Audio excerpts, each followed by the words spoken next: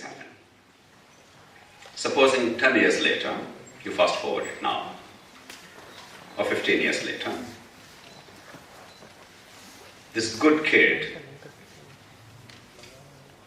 he completed his graduation, did not have any means, so he remained in the college as a clerk. This bad fellow, he somehow managed to finish his graduation.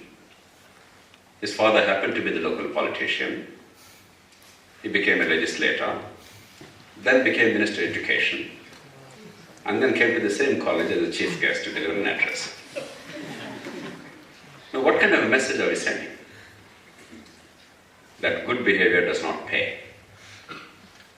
The bulk of the people who are inherently neither good nor bad, they then tend to gravitate in the direction where they see the most benefit.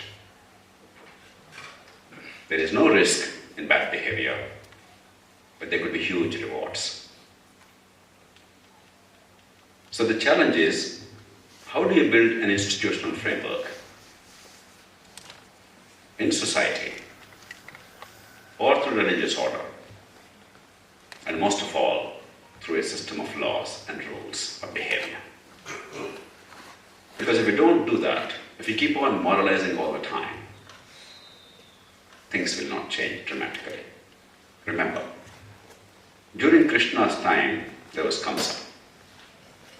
During Ram's time, there was Ravana. There was no age of great virtue without any sin.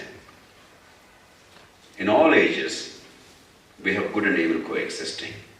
The challenge is, how do you build institutions and mechanisms, social, political, by which the individual gain and societal good, they both can go hand in hand. One is not at the cost of the other. I use the word sin. I don't know if there's a God. I have a policy of mutual non-interference with God. I do not much bother about God's existence as long as God doesn't bother about my existence. But I do believe there is sin. There are two great sins. The first great sin is unfulfilled potential. If nature endowed a child with a certain potential, that if that child is given an opportunity, she could become a great artist, or a manager, or a thinker, or a writer, or any number of things. But if that potential is not fulfilled, because we as a society are dumb enough not to give that child the opportunity, then that is a sin. The second great sin is avoidable suffering. There are some sufferings that cannot be avoided. Death, at some stage or other, is inevitable. Old age, it accompanies death. We all pretend after a certain age that we are not really old, but we do age eventually. Some incurable disease, we hope that we will not be afflicted by that. But if we are afflicted by it, there's nothing much we can do about it. But barring these, most of the suffering is fully avoidable. And yet, in this country, you look at these two things. Some 80% of children in this country, their future is sealed at birth by the circumstances of birth. If you pretend to be an astrologer, if you go to a home where a child is born, and if you look at the house, the parents' education, their economic status, and if you make a prediction that this child after 25 years is most likely to become this. In 80% cases, you would be proved to be right. And there's a greater success rate than any astrologer can ever boast of. In other words, birth has predictable consequences. The accident of the womb, as Warren Buffett called, the circumstances of birth are determining the future of a child. in a substantial number of cases, because we deny the bulk of our people a decent measure of education. I don't want to go into numbers and statistics. That's not important now, but we all know. Take the suffering part. We know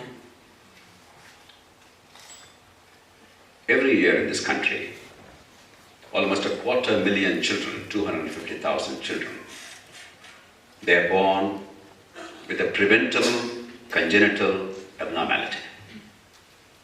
Preventable congenital abnormality. Maybe no eyesight or no hearing, and therefore dumbness that follows necessarily, or heart disease or limbs malformed. This is all because of one infection that the mother suffers during pregnancy called rubella. Have you heard of rubella? How many have heard of it? German measles or rubella. Have you heard of the vaccine called MMR? The R stands for rubella. Mumps, measles, and rubella. It's a commonly available vaccine. We are lucky. If you have to vaccinate all would-be mothers before pregnancy against rubella, it will cost no more than 20 to 25 crores in this country annually. If you spend that 25 crores, 250,000 children would be born without these congenital afflictions. Do you know how much money is spent by the governments in this country every day? Anybody has an idea? Anybody? The government spends 5,000 crore rupees a day. A day. 5,000 crore rupees a day.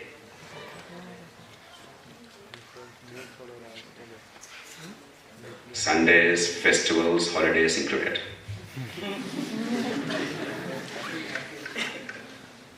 Including IPL, as I said. And that's 200 crore plus an hour.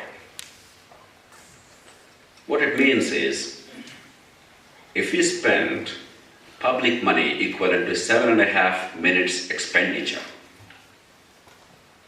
every year, we could save 250,000 children from preventable congenital abnormalities of this kind.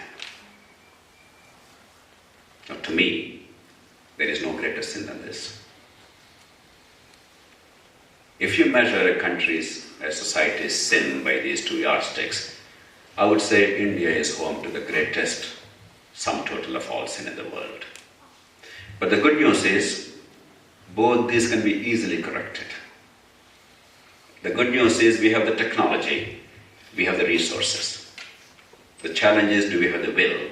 Do we have the skill? That brings me to my final point, because I want to give time for interaction. Is it the individual?